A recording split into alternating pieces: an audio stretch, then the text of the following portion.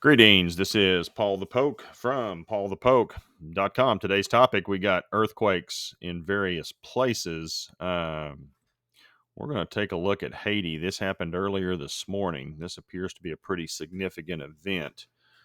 I've kind of backed off the earthquake reports, and it's gotten to the point I'm only focusing on those 7.0 or greater. And if there's significant impact on human life, and this one appears to fit the criteria. Just as a reminder of the context of why I put these things out, Luke 21 verse 11 part A, there will be great earthquakes and in various places famines and pestilences. That's a quote from Jesus. We're going to break that down a little bit further later in this post, but for now we're going to take a look at the news coming out of Haiti. We are August 14, 2021. 7.2 earthquake, along with a series of aftershocks of 4.0 and greater, have struck the southwestern peninsula of Haiti. And the primary area is located west of Port-au-Prince. So I think it was about 9-10 years ago, Port-au-Prince had a big one. Hundreds of thousands of people lost their lives in that event. Hundreds of thousands of more were displaced and injured. And on a magnitude scale, this quake is bigger. 7.2. A tsunami alert has been issued. And I'm going to jump over here to a map, and just this is compliments of the USGS. This took place on the northern shore of this peninsula. I would think some folks over here in Cuba, there's Guantanamo Bay. They could be at risk for a tsunami. Turks and Caicos Islands, the Bahamas, they appear to be shielded a little bit by Cuba, but these folks out here in open water, that would be the Inagua. Never heard of Inagua. There's Mayaguana, Turks and Caicos Islands. They would be kind of in the direct path of any kind of tsunami coming from this series of quakes. So that's kind of what we're looking at. Back this out, give you some scale. Also had a little bit of activity over here in Puerto Rico, east of there. So, again, to give you a lay of the land, this is the area affected. Follow my little cursor. I think that's the island of Hispaniola. The western half, Haiti, has been affected by a 7.2 magnitude earthquake. The USGS reports high casualties are probable and the disaster is likely widespread. Now, to make matters worse on this particular situation, they are also Port-au-Prince, Haiti, Dominican Republic. They are in the path of what will be Tropical Storm Grace headed their way. They're kind of in the bullseye or the cone of the storm Monday or Tuesday. So this has got a big mess written all over it. These people need our support. I know President Biden made a statement I saw on Twitter. It's going to issue the full support of the United States government, whatever that means. So I'm sure we're going to be sending people, resources, etc., down there as well. Well, they need all the resources they can get, along with all the prayers we could offer them. They're going to have a lot on their plate in the next week. And this is also from Laurent Lamoth. I think I said that right. I hope I said that right. He apparently is there. There's Laurent. Video coming out of Pestle, Haiti after the 7.2 quake this morning. I'm just going to let this run, let you guys take a look at this.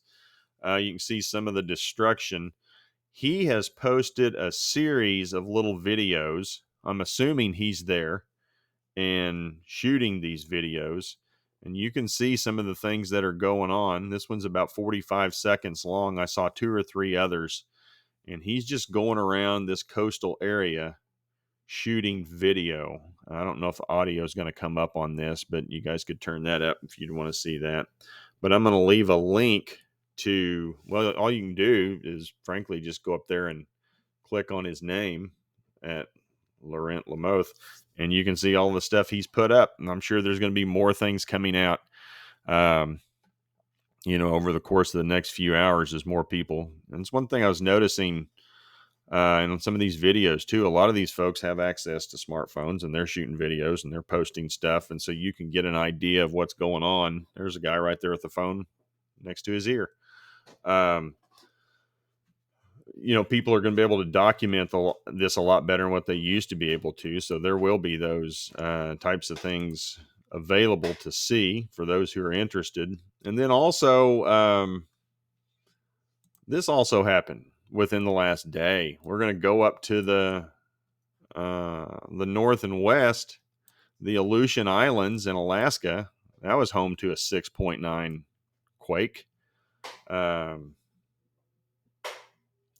Essentially 12 o'clock UTC time. So it'd be like 6 hours. That'd have been about 6 hours ago, maybe, if my math is right. At any rate, I'm sure that some of you folks out there can calculate that more accurately and quicker than I can.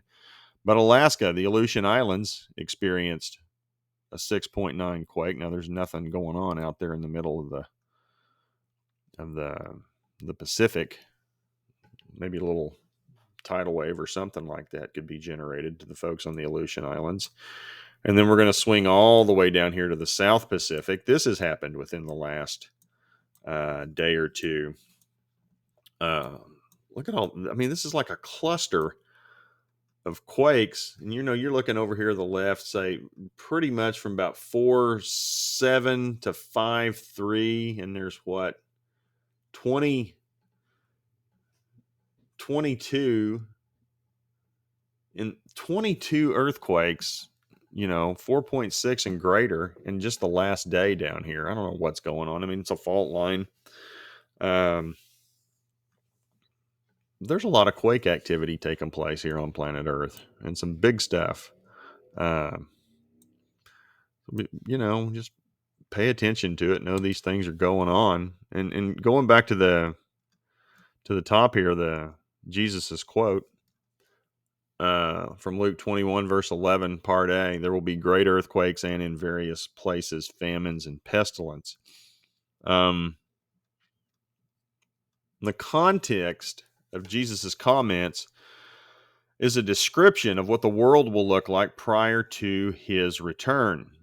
And when you take a look at Luke chapter 21, when you read it, you're not going to be confused with today's headlines and current events. And I'm just going to start here with verse 10. Then he continued by saying to them, nation will rise against nation and kingdom against kingdom. Well, my Lord, just look at the geopolitical unrest all over the place.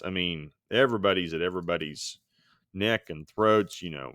United States has got issues with somebody. Our current administration has Russia as the boogeyman. We're at odds with China. China and Russia had some little agreement over the weekend. They were wargaming together, sitting at the table. They had the defense minister of Russia, Shoigu, I think's his name, sitting with a top-ranking Chinese military official, all smiling, looking happy together, practicing their war games. You got the Taliban essentially overthrowing the government of Afghanistan. I've seen pictures of that stuff where they've effectively taken over, and it looks like over here in the West, the United States and Britain, we've moved some Marines and some special forces in to get our people out, but we're not going to stop it. It's going to happen. They're going to let it happen. So we're going to have the Taliban in charge in Afghanistan, and they're taking over some of the palaces as we speak. Saw something where they have a nice little spread of food, enjoying, fine dining at one of the palaces of the previous leaders. But just this whole idea of kingdom against kingdom, nation against nation. And then, of course, the verse we quoted, there will be great earthquakes. And again, just focusing on those 7.0 and greater and those affecting human populations. And some people will think, I know there's a string of thought out there, we're coming into an emerging solar cycle. And so with more solar activity, more solar winds, more activity coming off the sun, that will impact our planet, which will result in more earthquakes. We'll see if that's true or not. That's supposed to come to a crescendo in about 2025, 2024. you're already seeing an uptick in solar activity from the recent solar minimum we had. So I suppose that will be borne out over time. Um, Earthquakes in various places, plagues. Well, we've spent the last 2 years, about 2 years, dealing with corona. I saw in an article the other day, we got an outbreak of Marburg's. That's a hemorrhagic fever similar to Ebola. That's taking place in Africa. The World Health Organization's issuing warnings about that. That means business. People bleed out in less than 2 or 3 days. Mortality rates range anywhere from 50 to 75%. If you get that, you're done. That stuff doesn't mess around. Of course, we got Ebola hanging around any time on the African continent. So we got lots of things taking place. And of course, there are famines. You don't have to go very far to look for people who are struggling to find food, especially in all these war-torn areas across the Middle East. Look at Yemen, lots of disease, lots of pestilence and famine shortages. We got water shortages breaking out all over the Middle East. People in Iraq are struggling to get water. You got Turkey damming up the Euphrates, Iran damming up the Tigris. People across the northern areas of Iraq are struggling for water. Euphrates and Tigris are going dry. Farmers are being impacted all the way down to the Gulf. And the same thing's happening in those countries. They're using water as a weapon. And it's just where we are currently in time. Now, does that mean Jesus is coming tomorrow? No, it doesn't. But he told us what it would look like. And I'm going to close with Luke 21, verse 28. Now, when you see these things begin to take place, I mean, we've been watching these things happen. And one could argue that, kingdom against kingdom, nation against nation, pretty much started at the onset of the 20th century with World War I. And it's done nothing but intensify since then, which led to World War II, led to the Cold War. Conflict has done nothing but increase since then. Each decade, more bloodshed around the planet than the previous, continues to escalate.